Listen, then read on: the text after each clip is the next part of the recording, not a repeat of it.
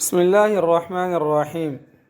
خدا کی حکمت، اللہ تعالیٰ نے ہی اس محدود رقبہ زمین میں اپنی مخلوق کی بے شمار انواع پیدا کی ہے، جن میں سے ہر ایک میں توالد و تناسل کی ایسی زبردست قوت ہے کہ اگر صرف ایک ہی نوع بلکہ بعض انواع کے صرف ایک جوڑے کی نسل کو پوری قوت سے بڑھنے دے تو ایک قلیل مدت میں تمام روئے زمین صرف اسی نسل سے بھر جائے اور کسی دوسری نسل کے لیے ایک ذرہ برابر گنجائش باقی نہ رہے۔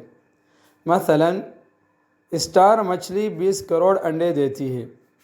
اگر اس کے صرف ایک فرد کو اپنی پوری نسل بڑھانے کا موقع میسر آ جائے تو تیسری چوتھی پشت تک دنیا کے تمام سمندر اس سے لبالب بھر جائے اور ان میں پانی کے ایک قطرے کی بھی گنجائش نہ رہے، مگر وہ کون ہے جو ان نسلوں کو اپنی مقررہ حدود سے آگے بڑھنے نہیں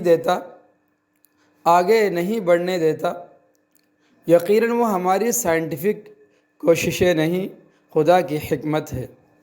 تو جس طرح خدا نے اپنی حکمت سے ان نسلوں میں ایسا اضافہ نہیں ہونے دیا جو ان کے لیے عرصہ حیات تنگ کر دے، بعینہ اسی طرح اس کی حکمت نسل انسانی پر بھی حاوی ہے۔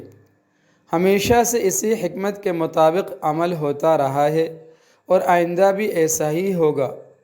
پھر ہمیں کیا ضرورت ہے کہ قدرت کے ان کاموں میں دخل اندازی کے مرتکب ہوں؟